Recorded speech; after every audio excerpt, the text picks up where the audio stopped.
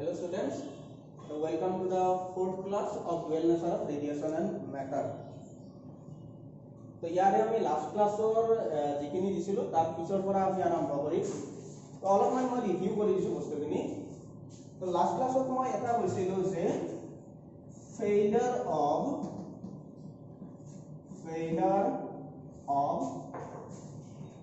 wave theory of light। तो failure of wave theory of light तरंग तत्व जितो তোমাৰ আছিল বিসংগতি আছিল। তো তাতে তুমি আমি কি কৈছিলো যে wave theory ফটো ইলেক্ট্ৰিক ইমিশনটো কি কৰিব নোৱাৰে এক্সপ্লেইন কৰিব নোৱাৰে। তাতে আমি ফেইলাৰ আমি কি কৈছিলো তিনিটা আলোচনা কৰিছিলো। তো লাষ্টত আমি কৈছিলো যে এমক এনেকুৱা হয় যে wave theory of light মতে তোমাৰ কি হয় যে ইন্টেন্সিটি আৰু কাইনেটিক এনাৰ্জিৰ মাজত ৰিলেশন আছে according to wave theory। আৰু according to wave theory তোমাৰ কি হয় এনি ফ্ৰিকুৱেন্সি তোমাৰ ইমিশন হয় আৰু according to wave theory emission হবৰ কাৰণে 1 ঘণ্টাতকৈ বেছি বা বহুতখিনি সময়ৰ প্ৰয়োজন হয়। তো অৰ্থাৎ আমি কি পালো যে wave theory of light এ ফটো ইলেক্ট্ৰিক ইফেক্টটো এক্সপ্লেইন কৰিব নোৱাৰে। তো তাৰ পিছত নেক্সট আমি কি কৈছিলো যে আইনষ্টাইনছ ফটো ইলেক্ট্ৰিক ইকুৱেশ্যনৰ কথা আমি কৈছিলো। তো লাষ্ট মই যেটি চেপ্টাৰটো শেষ কৰিছিলো সেইটো ক্লাসটো মই শেষ কৰিছিলো এইটো equation entry kmax h nu minus 5 ঠিক আছে। তো kmax h nu minus 5 not actually। তো ইয়াতে মই কি কৈছিলো যে h nu টো তোমাৰ কি আছিল এনাৰ্জি কোৱান্টা অৰ্থাৎ এটা কোৱান্টা অফ এনাৰ্জি। মই কৈছিলো যে তোমাৰ কি হয় কন্টিনিউয়াসলি এনাৰ্জিটো ফ্লো নহয় কোৱান্টা হিচাপত আহে খুব হিচাপত আহে। h nu এমাউন্টৰ এনাৰ্জি হল এটা ইলেক্ট্ৰনে ললে তাৰ পিছত তোমাৰ কি হ'ব এনেকা h nu এমাউন্টৰ এনাৰ্জি কি হ'ব এটা ইলেক্ট্ৰনে ল'ব। তো আলটিমেটলি তোমাৰ কি আছিল চোৱা আৰু এইটো আমাৰ কি আছিল ওয়াৰ্ক ফাংশন অৰ্থাৎ মিনিমাম যিখিনি এনাৰ্জি লাগে ইজেক্ট হোৱাৰ কাৰণে। তো আমি কি কৈছো চোৱা kmax h nu minus 5 অৰ্থাৎ বাহিৰৰ পৰা তাক যিমানখিনি এনাৰ্জি দিয়া গৈছে মাইনাস যিমানখিনি এনাৰ্জি তাক দৰকাৰ। তো এইখিনি ইকুৱেল টু তোমাৰ কি হ'ব ম্যাক্সিমাম কাইনেটিক এনাৰ্জি। তো সৰ্বাধিক গতিশক্তি maximum kinetic energy of the electron ঠিক আছে। তো ইয়াতে এটা বস্তু চাবা তেনেহলে আমাৰ কি আছে এই ৰিলেশনটো এতিয়া কি কৰিব লাগিব আমাৰ ফটো ইলেক্ট্ৰিক ইফেক্টটো এক্সপ্লেইন কৰিব লাগিব কাৰণ ওয়েভ থিওৰি এক্সপ্লেইন কৰিব নোৱাৰা কাৰণে আমি কি কৰিলো এই ৰিলেশনটো ললো আইনষ্টাইনছ ফটো ইলেক্ট্ৰিক ইকুৱেশ্যন। তো এই ইকুৱেশ্যনটো কেনেকৈ এক্সপ্লেইন কৰিব পাৰে চোৱা এই ইকুৱেশ্যনটো ইন্টেন্সিটিৰ কিবা টাৰ্ম পাইছা নেকি একো ইন্টেন্সিটিৰ আমাৰ টাৰ্ম নাই। তো ইন্টেন্সিটি টাৰ্ম নাই মানে কি হয় ফটো ইলেক্ট্ৰিক ইকুৱেশ্যনত বা ফটো ইলেক্ট্ৰিক ক্ষেত্ৰত আমি যি পাইছিলো যে ইন্টেন্সিটি আৰু কাইনেটিক এনাৰ্জিৰ মাজত একো ৰিলেশন নাই এই কথাটো কোনে এক্সপ্লেইন কৰিব পাৰে এইটো ৰিলেশনে এক্সপ্লেইন কৰিব পাৰে। হৈ গ'ল যে আমি এটা কথা গম পালো যে এইটো ৰিলেশনে ফটো ইলেক্ট্ৰিক ইফেক্টৰ অলপখিনি এক্সপ্লেইন কৰিব পাৰে। নেক্সট তোমাৰ কি আছিল ফেইলাৰৰ সেকেন্ডটো আমাৰ আছিল যে যিকোনো ফ্ৰিকুৱেন্সি এট এনি ফ্ৰিকুৱেন্সি আমাৰ কি হয় ফটো ইলেক্ট্ৰিক ইমিশন হ'ব পাৰে। কিন্তু ফটো ইলেক্ট্ৰিক ইফেক্টত আমি কি কৈছিলো এটা নিম্নতম এনাৰ্জি লাগে ফ্ৰিকুৱেন্সি আমাক লাগে মিনিমাম ফ্ৰিকুৱেন্সি যেটোক আমি থ্ৰেশহোল্ড ফ্ৰিকুৱেন্সি বুলি কওঁ। সো থ্ৰেশহোল্ড ফ্ৰিকুৱেন্সি ধাৰণাটিও এই ৰিলেশনটোৰ পৰা আমি পাব পাৰো। কেনেকৈ পাব পাৰিছো এই যেটো ম্যাক্সিমাম কাইনেটিক এনাৰ্জি আছে তো ম্যাক্সিমাম কাইনেটিক এনাৰ্জি কি হ'ব লাগিব অলৱেজ পজিটিভ হ'ব লাগিব। তো যদি maximum kinetic energy always positive হ'ব লাগে দেন আমাৰ কি হ'ব লাগিব এই টাৰ্মখিনি পজিটিভ হ'ব লাগে। kmax যদি পজিটিভ হ'ব লাগে h nu minus 5 not positive হ'ব লাগে। h nu minus 5 not positive কেনেকৈ হ'ব চোৱা h nu minus 5 not greater than 0 ঠিক আছে পজিটিভ। তো তাৰ পৰা আমি কি পাম h nu greater than আমি কি পাম 5 not ঠিক আছে। এই 5 not টো কি এইটো এটা এনাৰ্জি তো এইটোক আমি কি লিখিব পাৰো চোৱা h nu greater than h nu not ঠিক আছে h nu not লিখিব পাৰো। h nu এইটো তোমাৰ কি আছে মিনিমাম এনাৰ্জি আৰু তোমাৰ নিম্নটো তোমাৰ কি হ'ব মিনিমাম ফ্ৰিকুৱেন্সি যেটো থ্ৰেশহোল্ড ফ্ৰিকুৱেন্সি আছে। তো ইয়াৰ পৰা তেনেহলে আমি কি কৰিব পাৰো nu greater than nu not। তাৰ মানে আমি কি পালো চোৱা যে ইমিশন হবৰ কাৰণে এনেকুৱা এটা আমাক ফ্ৰিকুৱেন্সিৰ দৰকাৰ হ'ব যেটো ফ্ৰিকুৱেন্সি थ्रेशोल्ड फ्रीक्वेंसी বা মিনিমাম ফ্ৰিকোয়েন্সি কে ডাঙৰ। তো গতিকে এই ইকুৱেশ্যনটো থ্ৰেশহল্ড ফ্ৰিকুৱেন্সিৰ কথাটো তোমাৰ এক্সপ্লেইন কৰিব পাৰিলে এইখিনিও হ'ল আৰু বহুত বস্তু এইটো ইকুৱেশ্যনে তোমাৰ এক্সপ্লেইন কৰিব পাৰিব তে কেনেকুৱা কথা আমাৰ কি আছিল 3 নম্বৰ ফেইলৰটোৰ কথা আছিল যে ৱেভ থিওৰিয়ে কি কয় যে ইলেক্ট্ৰন ইমিশন হোৱাৰ কাৰণে বহুতখিনি সময়ৰ প্ৰয়োজন হয় আৰু ফটো ইলেক্ট্ৰিক ওয়েভে কি কয় যে পোহৰ পৰাৰ লগে লগে ইমিশন হয় বহুতখিনি অলপ সময়ৰ প্ৰয়োজন নহয় স্পন্টেনিয়াস প্ৰসেস একদম ইনস্ট্যান্টেনিয়াসলি তোমাৰ লগে লগে ইমিশন হয় এই বস্তুখিনিও এই তোমাৰ ফটো ইলেক্ট্ৰিক ইকুৱেশ্যন এক্সপ্লেইন কৰিব পাৰি কেনেকৈ কৰে চাবা एक्चुअली हमारे इंटेंसिटी तो की हेली बुझाओ जितो इंटेंसिटी ऑफ लाइट माने whole actually number of quanta per unit area per unit time तो एक्चुअली इंटेंसिटी हमार এইটোৱে इंटेंसिटी মানে কি যে যেটো একটু তোমাৰ মেটাল সাৰফেস আছে ওটা ইংলিশতে কৈ দিছো আৰু দুইবাৰ কোৱা নাই মই তো মেটাল সাৰফেসৰ যিখিনি তোমাৰ এৰিয়া আছে সেই এৰিয়া পাৰ ইউনিট টাইম হিসাবত কিমানটা কোয়ান্টা আহি গৈছে তাৰমানে পাৰ ইউনিট টাইমত এনেকৈ h nu এনেকৈ কিমান বাৰ আহি গৈছে সেইটো তোমাৰ ইন্টেন্সিটি বুলি কয় গতিকে इंटेंसिटी कम হলেও এনেকুৱা হ'ব নোৱাৰে যে ফটো ইলেক্ট্ৰিক ইমিশনটো নহব কাৰণ ফটো ইলেক্ট্ৰিক ইমিশনটোৰ লগত নাম্বাৰ অফ কোৱান্টাৰ কথা নাই কোৱান্টা কমকে আহিলেও ফটো ইলেক্ট্ৰিক ইমিশন হ'ব কোৱান্টা বেছিকে আহিলেও ফটো ইলেক্ট্ৰিক ইমিশন হ'ব ঠিক আছে গতিকে আমাৰ যেটো কোৱা হৈছিল যে ৱেভ থিওৰি তোমাৰ কোৱা হৈছিল যে এনাৰ্জি লবলৈ বহুতখিনি টাইমৰ দৰকাৰ হ'ব কাৰণ বহুতখিনি ইলেক্ট্ৰন থাকে তাতে তো তেনেকুৱা কোনো কথা নাই যে তোমাৰ কি হ'ব যে নাম্বাৰ অফ কোৱান্টাটো কমকে হ'লে আমাৰ কি হ'ব তাৰ পৰা ইমিশনটো তো যদি ইমিশনটো হয় তেনে হলে তোমাৰ কি হ'ব যে এইটো ক্ষেত্ৰটো আমাৰ এইটো ৰিজাল্ট আহে যে ফটো ইলেক্ট্ৰিক ইমিশনটো এটা স্পন্টেনিয়াস বা ইনস্ট্যান্টেনিয়াস প্ৰসেস ঠিক আছে আচ্ছা তো এইখিনি লৈকে হ'ল এটা আমাৰ এই ইকুৱেশ্যনটো মই আৰু এবাৰ লিখিলো যেটো ফটো ইলেক্ট্ৰিক ইকুৱেশ্যন আছে তো ফটো ইলেক্ট্ৰিক ইকুৱেশ্যনটোত আমাৰ কি পালো kmx is equal to h nu minus phi naught या पर हम এটা বেলেগ ইকুয়েশন দিম সবাই বসে তো kmx is equal to h nu minus phi naught আমার সেকেন্ড ক্লাসত আমি kmx এর ক্ষেত্ৰত আমি কি পাইছিলো kmx is equal to e v naught বুলিও পাইছিলো তে আমি কি লিখিব পাৰো e v naught is equal to h nu minus phi naught ঠিক আছে তে ইয়াৰ পৰা যদি মই v naught উলিয়াম तो v naught is equal to तुम्हारा की होगा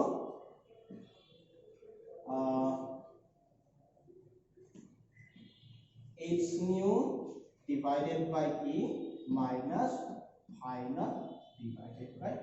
ठीक है sir h nu divided by বা phi naught divided by e এইটো আমি আৰু এটো এনেকৈ লিখো মই h by e into nu তেনেকৈ তো এই ৰিলেশনটো চোৱাইবা যে v naught is equal to h e nu minus phi divided by e তাৰমানে এই ৰিলেশনটো আৰু কিহৰ লগত মিলে তোমালোকে এটা স্ট্ৰেট লাইনৰ ইকুৱেশ্যন পাইছা y is equal to mx plus c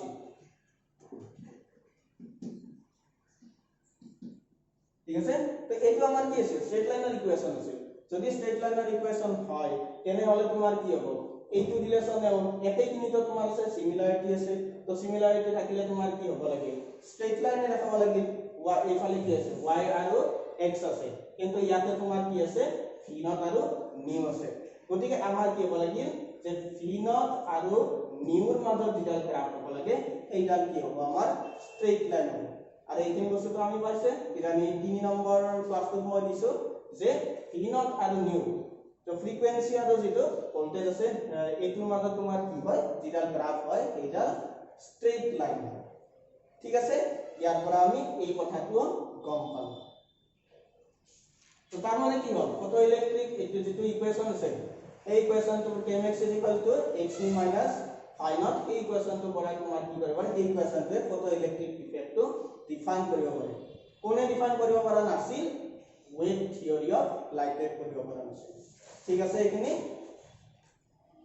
next এটা বস্তু চাবা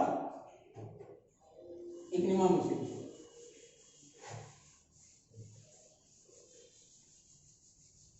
তো এই চেপ্টাৰটো তোমাৰ মই এই নামটো লৈ আহো তো ইয়াতে তোমাৰ কি কৈছিল dual nature of radiation and matter এই ডুৱেল নেচাৰৰ কথাটো এতিয়াই তোমাৰ আহি যাব তো dual nature of radiation and matter তো ইয়াতে তোমাৰ কি পালা আমি কি পাইছো বৰ্তমান যিখিনি আমি কৈ আছো সেইখিনি আমাৰ কিহৰ কথাটো কৈ আছো ৰেডিয়েশনৰ কথা কৈ আছো অৰ্থাৎ আমাৰ কি লাইটৰ কথাটো কৈ আছো ঠিক আছে তো লাইটৰ কথা থাকিলে এটা ডুৱেল নেচাৰ অফ লাইট এটা আমাৰ কি কৈছিলো ওয়েভ থিওৰি অফ লাইটত এটা বস্তু আমি পালোৱে যে কি হয় লাইটৰ এটা নেচাৰ হ'ল ওয়েভ নেচাৰ লাইটৰ এটা নেচাৰ আমি কি পালো ওয়েভ নেচাৰ কিন্তু ওয়েভ নেচাৰ অফ লাইট যেটো আছে তৰংগ প্ৰকৃতি এইটা তৰংগ পোহৰৰ তৰংগ প্ৰকৃতিয়ে কি কৰিব পাৰিছে ফটো ইলেক্ট্ৰিক ইফেক্ট আমাৰ ডিফাইন কৰিব পৰা নাই তেনে হলে আমি কি কৰিম যে লাইটক ওয়েভ হিচাপে নহয় কিবা বেলেগ হিচাপে আমি লম সেই বেলেগটো হ'ব তোমাৰ ডুৱেল নেচাৰ হৈছে দুটা নেচাৰ হৈছে এটা নেচাৰ তোমাৰ কি হ'ল ওয়েভ আৰু সেকেন্ডটো নেচাৰ কি হ'ল কি হ'ব আমাৰ সেইটোৰ বিষয়ে আমি এতিয়া আলোচনা কৰিম ঠিক আছে আৰু এই নেচাৰতে হ'ল পাৰ্টিকল নেচাৰ ঠিক আছে এটা আমাৰ হ'ল ওয়েভ নেচাৰ আৰু এটা আমাৰ হ'ল পাৰ্টিকল নেচাৰ মানে আমাৰ কি হয় লাইটৱে ওয়েভ হিসাবেও বিহেভ কৰিব পাৰে আৰু পাৰ্টিকল হিসাবেও তোমাৰ কি কৰিব পাৰে বিহেভ কৰিব এতিয়া তোমাৰ চাবা মই পাৰ্টিকল নেচাৰটোৰ ক্ষেত্ৰত কৈ দিছো কেনেকৈ আমি লাইটটো পাৰ্টিকল হিচাপত ধৰিব পাৰো সেই বস্তুখিনি মই এতিয়া বুজাই দিম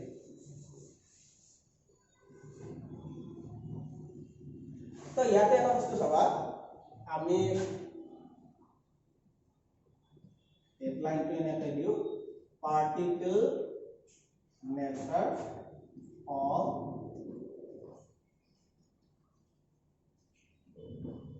light কণিকা প্ৰকৃতি পাৰ্টিকল নেচাৰ কণিকা প্ৰকৃতি তো পাৰ্টিকল নেচাৰ অফ লাইটত তোমাৰ কি হৈছে এইখিনি কোনে কৰি আছিল আইনষ্টাইনৰ এক্সপেৰিমেন্ট আছিল তো আইনষ্টাইনে কি কৰিছে এক্সপেৰিমেন্টালি এই বস্তুটো পাইছে যে এটা ইলেক্ট্ৰনত তোমাৰ কি থাকে মোমেন্টাম থাকে আৰু মোমেন্টামৰ এমাউন্ট খিনি কি আছে h nu divided by c ঠিক আছে এটা ইলেক্ট্ৰনত যিমান খিনি মোমেন্টাম থাকিব মোমেন্টাম খিনি হ'ব h nu divided by c মোমেন্টামটো আমি কি বুলি লিখো p বুলি লিখো এটা বস্তু চাবা মোমেন্টাম কাৰ থাকে আমাৰ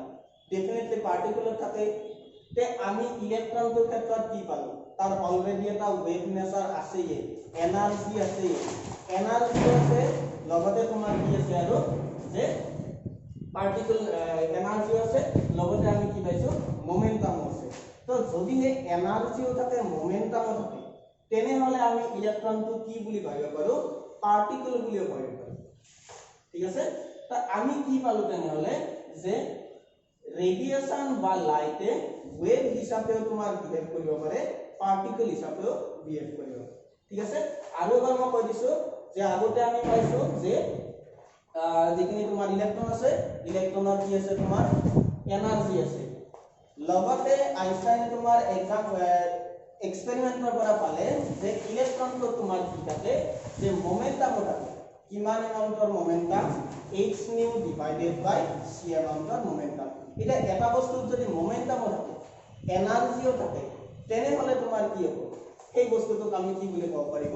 ক'ব পাৰো পাৰ্টিকল বুলিও ক'ব পাৰো অৰ্থাৎ কাৰণ পাৰ্টিকলৰ এই দুটা নেচাৰ থাকে গতিকে আমি কি কৰিব পাৰো যে ওয়েভ নেচাৰ লাইটৰ আমাৰ কি হ'ল তেনে হলে ওয়েভ নেচাৰ পালো আমি লগতে পাৰ্টিকল নেচাৰ পালো তো যেতিয়া আমি লাইটক পাৰ্টিকল হিচাপত লওঁ পাৰ্টিকল হিচাপত ললে তেতিয়া লাইটক আমাৰ কি বুলি কয় ফটন বুলি কয় ঠিক আছে যেতিয়া আমাৰ পাৰ্টিকল নেচাৰটো আমি চাব যাও তেনে হলে তোমাৰ কেটো তোমাৰ কি বুলি কয় তো ফটন বুলি কয় এইখিনিলৈ ঠিক আছে আমাৰ তে আমি এই যেটো চেপ্টাৰৰ নাম আছে আধাখিনি আমি পালো চোৱা dual nature of radiation and matter খিনি বাদ দিয়া ডুৱেল নেচাৰ অফ ৰেডিয়েশন বা লাইট এইখিনি আমি এতিয়ালৈ বুজিলো তো ডুৱেল নেচাৰ অফ ৰেডিয়েশন বা লাইটৰ প্ৰথমটো নেচাৰ আমি কি পাইছিলো যে লাইট ইজ এ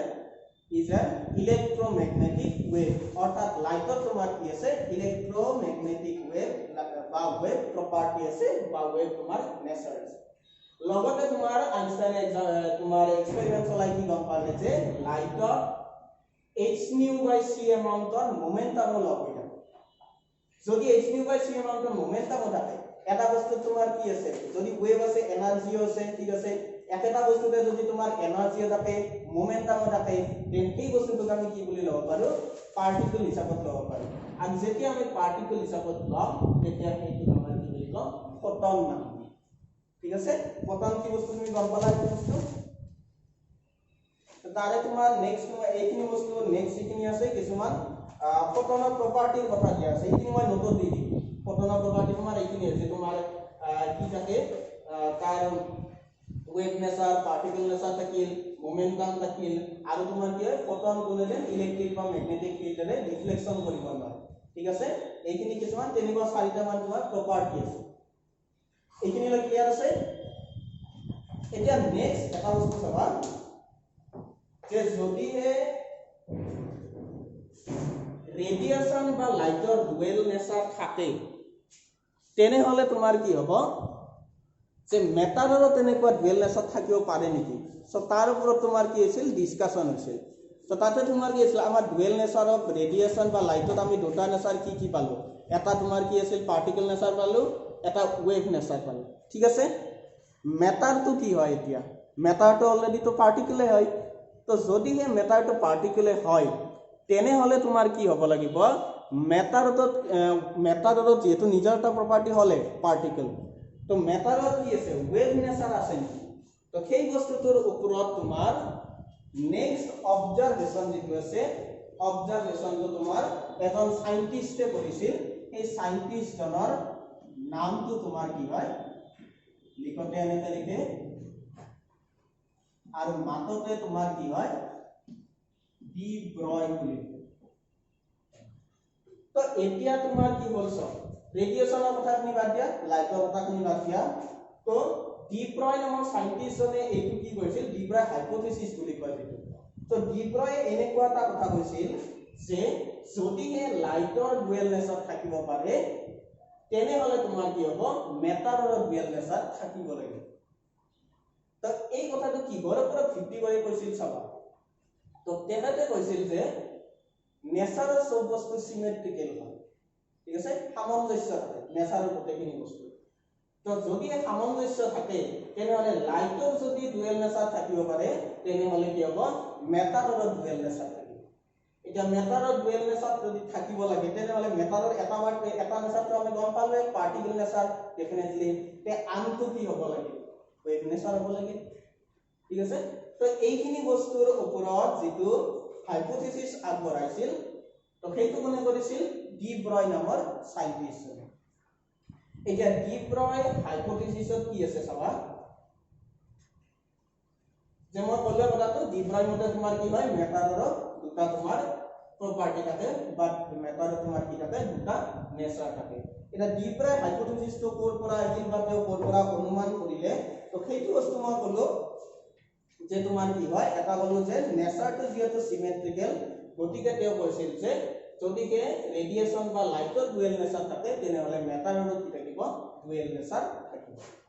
তো মেটাৰৰ ডুৱেল নেচাৰ থাকিব এই হাইপোথিসিসটোৰ ওপৰত নিৰ্ভৰ কৰিয়ে তেওঁ কেনেকৈ আগবাঢ়িছিল চোৱা যে এটা আমি এটা ৰিলেশন পাইছো তো ৰিলেশনটো কি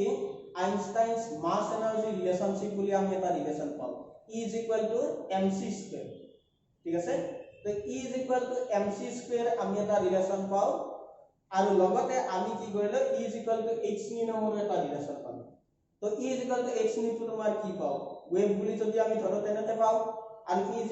mc² আমি কেতিয়া পাওঁ যদি এ পাৰ্টিকল বুলি ধৰো তো ইয়াৰ পৰা তেওঁ কি কৰিছিল এটা ওয়েভৰ এক্সপ্ৰেছন উলিয়াইছিল ঠিক আছে আৰু সেই ওয়েভটোক তোমাৰ কি বুলি কয় মেটাৰ ওয়েভ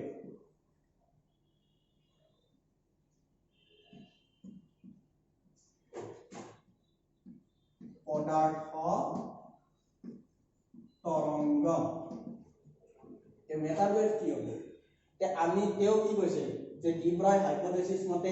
মেটাৰৰ তোমাৰ কি থাকিব লাগিব দুটা নেচাৰ থাকিব লাগিব এটা তো পাৰ্টিকল নেচাৰ থাকেই তে নেক্সট তোমাৰ কি হ'ব লাগিব ৱেভ নেচাৰ থাকিব লাগিব তো ৱেভ নেচাৰ থাকা মানে তোমাৰ কি হয় মেটাৰত আমি কিছুমান ৱেভ এছ'চিয়েট হৈ থকা বুলি ধৰিব পাৰোঁ মেটাৰত কিছুমান ৱেভ থাকে ঠিক আছে আৰু সেই ৱেভ খিনিৰ নাম কি দিছিল মেটাৰ ৱেভ দিছিল পদাৰ্থ তৰংগ বুলি কয় তো মেটাৰ ৱেভ বা তোমাৰ সাইন্টিষ্টৰ নামে দিয়ে এইটো তোমাৰ ডি ব্ৰয় ৱেভ নিয়ম তো নেক্সট টেল কি কৰিছিল ডি ব্ৰয় ৱেভ বা মেটাৰ ৱেভৰ এটা এক্সপ্ৰেছন উলিয়াইছিল কেনেকৈ উলিয়াইছিল চাবা অলপ আগতে মই ক'লো যদি তোমাৰ পাৰ্টিকল নেচাৰটো লোৱা কি পাবা E is equal to mc square পাবা যদি ৱেভ নেচাৰটো লোৱা E is equal to h nu এটা দুটা যেতে এটা পদে বুলি আমি ধৰি লৈছো গতিকে আমি কি কৰিব পাৰিম যে h nu is equal to আমাৰ কি হ'ব mc square so E is equal to mc square is equal to h nu is equal to mc square nu equal to c by lambda আৰু জানা এই বস্তুটো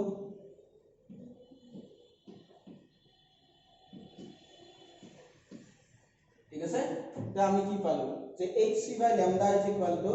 mc square তাৰে পৰা যদি তুমি lambda টো বাহিৰত উলিওৱা lambda equal to তোমাৰ কি হ'ব সোৱা ইয়াৰে পৰা h by mc ঠিক আছে এই বস্তুটো আমি কিহৰ ক্ষেত্ৰত চাইছো ফটনৰ ক্ষেত্ৰত চাইছো কাৰণ কি দিছো আমি c দিছো c মানে কি তোমাৰ লাইটৰ ভেলোসিটি ঠিক আছে e equal to mc square is equal to h nu is equal to mc square ইয়াৰ পৰা তোমাৰ এটা ওয়েভলেংথ এটো কিহৰ ওয়েভলেংথ এটো মেটাৰ ওয়েভৰ ওয়েভলেংথ তো ওয়েভলেংথ আমি কি পালো lambda is equal to h by mc এটো ওয়েভলেংথ মানে কি আছিল আমাৰ তৰংগ দৈৰ্ঘ্য তো m into c মানে কি আছে মাস আৰু ভেলোসিটি ইনটু মাস আৰু ভেলোসিটি ইনটু তো আমি কি লিখিব পাৰো মোমেন্টাম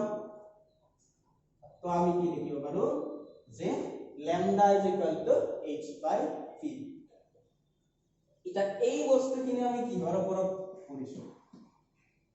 ফটনৰ ওপৰত আমি কৈছো কাৰণ ফটনৰে তো তোমাৰ কি আছে ফটন মানে লাইটৰ তোমাৰ ভেলোসিটি কি আছে c আছে ঠিক আছে এইবাৰ যদি আমি এই পাৰ্টিকলটো ফটন হিচাপত নহয় বেলেগ কৰি ধৰি লওঁ ঠিক আছে এনি পাৰ্টিকল যেনে ধৰা মই ইলেক্ট্ৰনৰ কথা কৈছো তে ইলেক্ট্ৰনৰ কথা ক'লে কি কৰিব লাগিব বেলেগ আপোনাৰ তোমাৰ বাকিখিনিটো একে থাকিব এই c টো আমি কি দি ৰিপ্লেস কৰিম v দি ৰিপ্লেস কৰিম স্মল v ঠিক আছে সো যদি এটা ইলেক্ট্ৰনৰ ক্ষেত্ৰত আমি ভাবো যে মেটাৰ ওয়েভটো কিমান হ'ব তো ইলেক্ট্ৰনৰ ক্ষেত্ৰত মেটাৰ ওয়েভ তোমাৰ কি হ'ব সৰি ওয়েভলেংথ কিমান কি হ'ব ইলেক্ট্ৰনৰ ক্ষেত্ৰত যেটো মেটাৰ ওয়েভ থাকিব সো সেই ওয়েভৰ ওয়েভলেংথ তোমাৰ কি হ'ব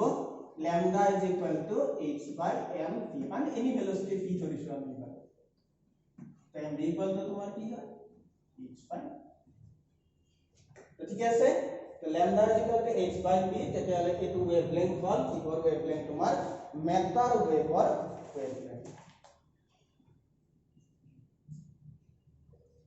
তো এইখিনি লৈকে হ'ল তো ইয়াৰ পিছত আমি কি কৰিব পাৰিম যে এই ইলেক্ট্ৰনৰ ক্ষেত্ৰত আমি যেটো ওয়েভলেংথৰ বস্তু চালো এই ওয়েভলেংথৰ কাৰণে আমি কি কৰিব পাৰো আৰু এটা ডিটেইলড এক্সপ্ৰেছন আমি এটা উলিয়াব পাৰো সো স্পেসিফিক্যালি ইলেক্ট্ৰনৰ ক্ষেত্ৰত মেটাৰ ওয়েভৰ ওয়েভলেংথ কিমান হ'ব আমি এটা এক্সপ্ৰেছন চাব পাৰো তো ঠিক আছে এইখিনি বস্তু E is equal to mc square E is equal to h ৰ পৰা আমি কি কৰিলো এনেতে ৰিডিউস কৰি lambda is equal to h by mv is equal to h by p wavelength কি হয় মেটাৰ ওয়েভ কি বস্তু মেটাৰ লগত যেটো ওয়েভ এছ'চিয়েট হৈ থাকে সেইটো আমি কি বুলি কওঁ মেটাৰ ওয়েভ বুলি কওঁ ঠিক আছে এইখিনি লৈকে হ'ল এতিয়া আমি এটা বস্তু চাম যে এটা স্পেসিফিক ৰিলেশন পাম ওয়েভলেংথৰ হেতু ইলেক্ট্ৰনৰ ক্ষেত্ৰত ঠিক আছে সো টাইটেলটো মই এনেকৈ দিছো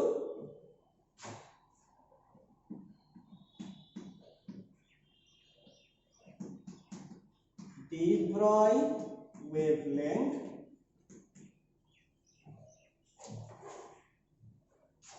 of an electron তোমালোকৰ এইটো বস্তু এক্সামত কেতিয়াবা উলিয়াব দিয়ে find the expression for de Broglie wavelength of an electron ঠিক আছে 2 মাৰ্কছৰ मैक्सिमम 2 मार्क्स से आते सो डिप्लॉयड वेवलेंथ तुम्हार इलेक्ट्रॉन डिप्लॉयड वेवलेंथ एक्सप्रेशन तो केने तो लिया बसबा त আমি ধৰি লৈছো এটা ইলেক্ট্ৰন আছে মাস স্মল m লৈছো চাৰ্জ স্মল e লৈছো ঠিক আছে নেক্সট তুমি কি কৰিছা ইয়াতে যে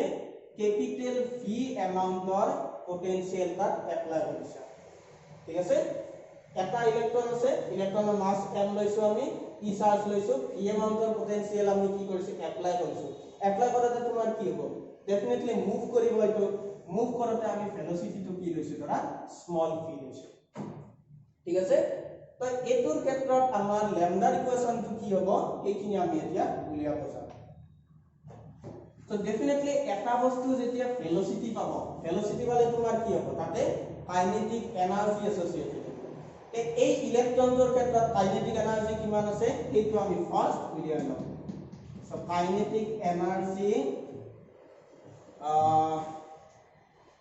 gained by an electron kinetic energy কি হবে half m square k is equal to আমি কি পাম half m square কারণ মাস m আছিল ভেলোসিটি আমাৰ কি আছিল v আছিল তো এটো আমি কেনেকৈ লিখিব পাৰো এক্সট্ৰাতে অলপ বেলেগকৈ আমি লিখিব পাৰো half m square v square ঠিক আছে মিলাব লাগিলে কি লাগিল তলত আমাৰ m এটা লাগিল এই ইকুয়েশন এতে আছে ওপৰত এটা m ইনটু কৰি দিছো আমি তলত এটা m ইনটু কৰি দিছো half m square v square divided by m তো এটো আমি নেক্সট কেনেকৈ লিখিব পাৰো m v ইকুয়াল টু আমাৰ কি আছে p আছিল তে আমাৰ p ইজ ইকুয়াল টু কি পালো p স্কয়াৰ ডিভাইডেড বাই টুৱাইস m ঠিক আছে p মানে আমাৰ কি হল তো মোমেন্টাম অর্ধেক তো k = হাফ m স্কয়ার আমি এটা এক্সপ্রেশন বলে যে k = আমার কি হল p স্কয়ার ডিভাইডেড বাই 2r এতিয়া আমি ইয়াতে কি কৰিছিল সব যেহেতু পটেনশিয়াল ডিফাৰেন্স v এপ্লাই কৰিছো ক্যাপিটাল v डेफिनेटলি তোমাৰ কি হ'ব ইয়াৰ ওপৰত ইলেক্ট্ৰনটোৰ ওপৰত তোমাৰ কি হ'ব এটা ওয়াৰ্ক ডান ঠিক আছে পটেনশিয়াল ডিফাৰেন্স v এপ্লাই কৰাৰ কাৰণে সো সেই work ডানৰ এমাউন্টটো work done on the electron hey work done or amount to tumar ki hobo e into c ঠিক আছে তো work done on the electron আমি কি পালো e into c এটা এটা বস্তু সোয়া আমি আগতে কৈছিলো কাইনেটিক এনার্জি আৰু work done তো তোমাৰ কি কৰিব পাৰো এই দুটা আমি এটা বুলি লিখ কৰিব পাৰো তোমাৰ কি আছে work done কৰাৰ কাৰণে তোমাৰ কাইনেটিক এনাৰ্জি গেইন কৰিছে তো डेफिनेटली আমি নেক্সট লাইনত কি লিখিব পাৰো p square by twice m equal to আমি কি লিখিব পারি p b লিখিব পাৰো ঠিক আছে তো নেক্সট আমি কি কৰিম এখিনি মই মুছি দিও নোটত মই ভালকে দিয়ে দিও কথা নাই লিখি নললে হ'ব তো নেক্সট আমি যদি দুটা ইকুয়েশন এতে কৰি দিও এটা কৰি দিও is equal to e ঠিক আছে আমি এইটো পালো তো ইয়াৰ পৰা নেক্সট আমি কি কৰিম p ৰ এক্সপ্ৰেশন টো উলিয়াইলা তো নেক্সট আমাৰ কি হ'ব ইয়াৰ পৰা যদি আমাক p লাগে তো p = এইখিনিৰ পৰা চোৱা p = তোমাৰ কি হ'ব √2 m k ঠিক আছে p = ইমান কিনি বা আমি এইবাৰ এই দুটা যদি চোৱা তেতিয়া হলে তোমাৰ কি হ'ব p √2 twice m e c okay তো আমি কোনটো ইউজ কৰিম এটো ৰিলেশন ইউজ কৰিম p √2 twice m e c ঠিক আছে তো p √2 twice m e c হলে নেক্সট আমাৰ কি আছে ল্যামডা আমাৰ কি আছে h ডিভাইডেড বাই p আছিল p ৰ এক্সপ্ৰেশন পালো ঠিক আছে এই p ক আমি কি কৰিম h এৰ এই ওপৰত h লম h ললে তোমাৰ কি হবে h অফ p ৰে ডিভাইড কৰিলে যেটো তোমাৰ d Broglie wavelength আছে d Broglie wavelengthৰ এমাউন্টটো আমি পাই যাম তো d Broglie wavelengthৰ এমাউন্টটো তেনেহলে কি হ'ব এইটো ৰিলেশন ছ p √2 twice m e c এই বস্তুখিনি অকল মনত ৰাখা ঠিক আছে তো নেক্সট তেনেহলে ডি ব্ৰয় ওয়েভলেংথ কিমান হ'ব ল্যামডা ইজ ইকুয়াল টু আমি কি পাইছো h ডিভাইডেড বাই p অলপ আগতে p ইকুয়াল টু কি পালো আমি টুৱাইস m e ঠিক আছে এই lambda is equal to finally আমরা কি পালো h ডিভাইডেড বাই টুৱাইস m e এতিয়া এটা বস্তু চোৱা ইয়াৰ ম্যাক্সিমাম টাৰ্ম তোমাৰ কি আছে কনস্ট্যান্ট আছে Planck constant mass of electron charge of electron এই গোটেইটা কনস্ট্যান্ট মাত্ৰ আমি কি কোনটো বস্তু ভেৰি কৰিব পাৰো চেঞ্জ কৰিব পাৰো পটেনশিয়ালটো চেঞ্জ কৰিব পাৰো ঠিক আছে এই পটেনশিয়ালটো বা বিভৱ ভেক্টৰ চেঞ্জ কৰি আমি কি কৰিম ল্যামডা ভ্যালুটো আমি চেঞ্জ কৰিব পাৰো তো ঠিক আছে তো নেক্সট তোমাৰ কি আছে চোৱা যদি আমি এই গোটেইখিনি ভ্যালু পুট কৰো h এৰ ভ্যালু পুট কৰো m এৰ ভ্যালু পুট কৰো e এৰ ভ্যালু পুট কৰো তেনেহলে তোমাৰ কি পাবা এটা বেলেগ এটা ৰিলেশন এটা পাবা আচ্ছা এই ৰিলেশনটো তোমাৰ কি আছে চোৱা h এৰ ভ্যালু আমাৰ কি আছিল 6.63 into 10 to the power minus 34 joule second h থাকিল m থাকিল e থাকিল তো mass of electron 9.1 into 10 to the power minus 31 kg charge লাগিল 1.6 into 10 to the power minus 19 coulomb 1.6 into 10 to the power minus 19 coulomb so এই বস্তুখিনি আমি কি কৰিব পাৰো এই ৰিলেশনটো আমি এটা পুট কৰি দিব পাৰো তো এই ৰিলেশনটো যদি আমি পুট কৰি দিও বাকি কি থাকিল আমাৰ ঠিক আছে ঠিক আছে তো এই ৰিলেশনটো যদি আমি পুট কৰি দিও গোটেইখিনি মই লাস্ট ভ্যালুটো লিখি দিছো তো ল্যামডা তোমাৰ যেটি একদম লাস্ট এক্সপ্রেশন তো লাস্ট এক্সপ্রেশনটো তোমালোকে পাবা 1.22 divided by root over capital P nanometer ঠিক আছে তো nanometer তো আমাৰ কি আছিল 10 to the power minus 9 আছিল তো nanometer নিয়াতে আমি মই কি কৰিম angstromত নিম 10 to the power minus 10 তো যদি angstromত নিও এটা angstromত কনভার্ট কৰিলে কি হ'ব 10 to the power minus 9 10 to the power minus 10 এতিয়া তোমাৰ এটা বস্তু পাবা যেটো 12.2 divided by root over p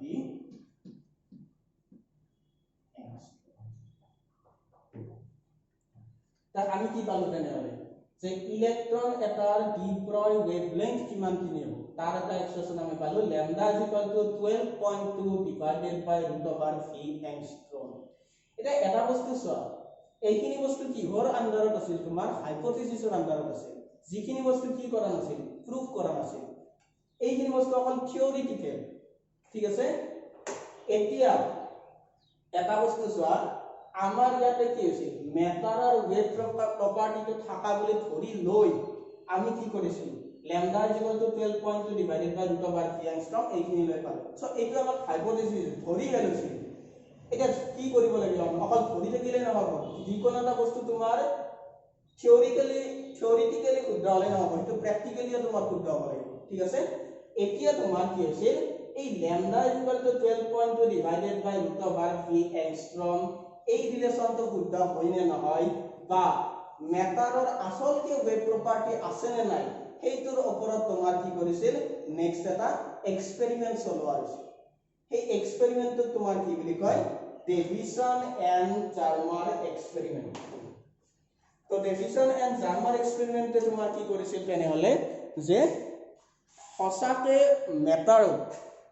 wave প্ৰপাৰ্টিটো আছে নে নাই সেই বস্তুৰ কাৰণে তোমাৰ কি কৰিছিল এক্সপেৰিমেন্ট চলাইছিল কাৰণ ডি ব্ৰয় কি কৰিছিল এটো এটা হাইপোথিসিস দিছিল তো ডি ব্ৰয় জাস্ট কৈছিল যে যদি ৰেডিয়েশন বা লাইটৰ ডুৱেল নেচাৰ থাকিব পাৰে তেনেহলে মেটাৰৰ তোমাৰ কি হ'ব পাৰে তে ডুৱেল নেচাৰ থাকিব পাৰে তো এই ডুৱেল নেচাৰ দুটা আমি কি কৈছিল যে এটা ওয়েভ নেচাৰ আৰু এটা তোমাৰ কি আছিল পাৰ্টিকল নেচাৰ তো আমি লাইটৰ ক্ষেত্ৰতো আমি দুটা বস্তু গম পালো যে তোমাৰ কি আছে লাইটৰ ক্ষেত্ৰত যে দুটা প্ৰপাৰ্টি আছে বা দুটা নেচাৰ আছে মেটাৰৰ ক্ষেত্ৰত সেই দুটা প্ৰপাৰ্টি আছে নেকি সেই বস্তুটো বুজাৰ কাৰণে তোমাৰ কি আহিল ডি ব্ৰয় হাইপোথিসিস এটা উলিয়ালে যে হয় মেটাৰৰ ক্ষেত্ৰতো হ'ব পাৰে দুটা প্ৰপাৰ্টি বা দুটা নেচাৰ এটা মেটাৰৰ ক্ষেত্ৰত তোমাৰ প্ৰথম মেটাৰ তোমাৰ নিজা যেটো তোমাৰ নেচাৰ আছে এই নেচাৰটো এটা পাৰ্টিকল নেচাৰ হয়ে তো পাৰ্টিকল নেচাৰ তোমাৰ ঠিক আছে তো নেক্সট তোমাৰ কি কৰিছে হাইপোথিসিস উলিয়াই কৈছিল যে হাইপোথিসিস মতে যে মেটাৰত ওয়েভৰ তোমাৰ থাকিব পাৰে আৰু সেই ওয়েভটোৰ নাম কি আছিল মেটাৰ ওয়েভ এইখিনি হাইপোথিসিস চলাই তোমাৰ কি আছিল মেটাৰ ওয়েভৰ কি হ'ল ইলেক্ট্ৰনৰ ক্ষেত্ৰত কি উলিয়ালে lambda is equal to 12.2 divided by root of 3 angstrom তোমার কি কইলে ওয়েভলেংথ তো উলিয়ালে ঠিক আছে এটা এই ওয়েভলেংথ তো কথা হয় না হয় এই বস্তুখিনিৰ ওপৰত এক্সপেৰিমেন্ট চলাইছিল ডেভিসন এন্ড জাৰ্নাৰ নামৰ দুজন সাইন্টিস্ট তো এইখিনি বস্তু মই কি কৰিম নেক্সট ক্লাছত তোমালোকক দিম তা আজিলৈকে মই ইয়াতে এৰিম